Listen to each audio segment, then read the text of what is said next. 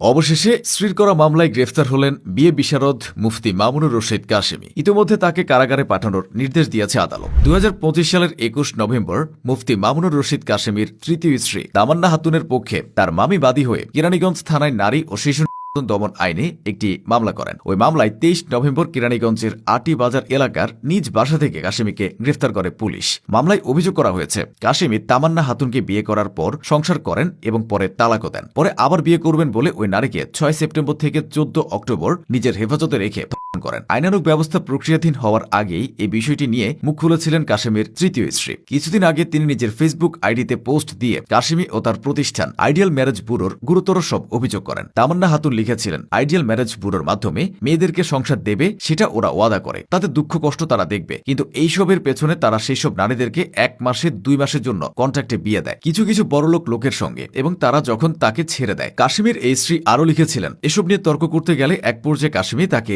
মুখে তালাক দেয়, কিন্তু তালাক হওয়ার পরেও সে তার সঙ্গে অবৈধভাবে মেলামেশা করে, ফলে সে সময় তার গর্ভে একটি বাচ্চাও আসে। গর্ভে বাচ্চা আসার পরের ঘটনা বর্ণনা দিতে গিয়ে তিনি বলেছিলেন, বাচ্চা আসার আগে সে আমাকে ঘর থেকে বের করে দেয় এবং আমি আমার মামার বাসায় যাই। কাশেমের স্ত্রীর তথ্য মতে বাচ্চার বিষয়টা পরে তাকে জানালে সে বলেছিল, এটি অবৈধ সন্তান, এটা পৃথিবীতে আসলে তোমার আর আমার জন্য ক্ষতিকর, আল্লাহর কাছে জবাব দিতে হবে, এই বাচ্চা ফেলে দাও, আমি সবকিছু ঠিক করে ফেলবো। কাশেমের তৃতীয় স্ত্রীর তথ্য মতে ওই ঘটনার মাত্র ৩ দিন পর সে কুষ্টিয়াতে গিয়ে একটি ১৩ বছরের মেয়েকে বিয়ে করে। কাশেমের সাথে তার তৃতীয় স্ত্রী তামান্না হাতুনের বিয়ে হয়েছিল মাত্র ১০,০০০ টাকা কাবিনে। কম টাকা কাবিনে বিয়ে করা ও চুক্তিভিত্তিক বিয়ে দেওয়ার মতো নানা সমালোচনার পরও কাশেমি থেমে যাননি। গ্রেফতার হওয়ার আগে তিনি নিজেকে বিভিন্নভাবে নির্দোষ প্রমাণ করতে চেয়েছেন। উল্টো তার তৃতীয় স্ত্রী তামান্না হাতুন পরকীয়ায় জড়িত ছিল বলেও অভিযোগ এনেছিলেন। কাশেমির এসব কর্মকাণ্ডে খোদ ইসলামী অঙ্গনের অনেক আলেমরাই অসন্তুষ্ট হয়েছেন। কেউ কেউ তাকে আরও আগে গ্রেফতারের দাবি জানিয়েছিলেন, কারণ নিজের বৈবাহিক জীবনকে বারবার তিনি রাসূল সাল্লাল্লাহু আলাইহি ওয়াসাল্লামের জীবনের সাথে তুলনা করতেন। কাশেমি একটি সাক্ষাৎকারে বলেছিলেন, বেঁচে থাকলে মিনিমাম ৪০টা সন্তান নিতে চান। অধিক বিয়ের ক্ষেত্রেও তার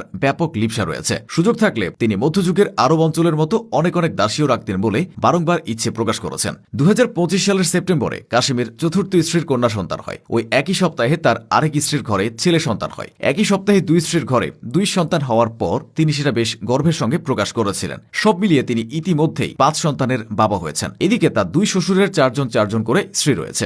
এক শ্বশুরের ৪ স্ত্রী ও ২৯ সন্তান, আরেক শ্বশুরের ৪ স্ত্রী ও ৮ সন্তান। বিয়ে, বউ ও সন্তানাদি নিয়ে কাশেমির আগ্রহ এতটাই বেশি যে প্রতিষ্ঠা করে ফেলেছিলেন শরিয়া ভিত্তিক আদর্শ নিকাহ ব্যুরো ও consultation platform ideal marriage bureau. এই প্রতিষ্ঠানের মাধ্যমে অনেকের বিয়েও হয়েছে, তবে সে বিয়েগুলো বেশিরভাগই মাসনা ও সুলাসা সাইয়িবা, অর্থাৎ দ্বিতীয়, তৃতীয় ও চতুর্থ নাম্বার বিয়ে। নিয়মিত বিয়ের মাধ্যম হিসেবে কাজ করলেও কাশেমির এই প্রতিষ্ঠানটির বিরুদ্ধে বহু অভিযোগ আছে। এবার সব অভিযোগ তদন্তের পালা। কাশেমির বিরুদ্ধে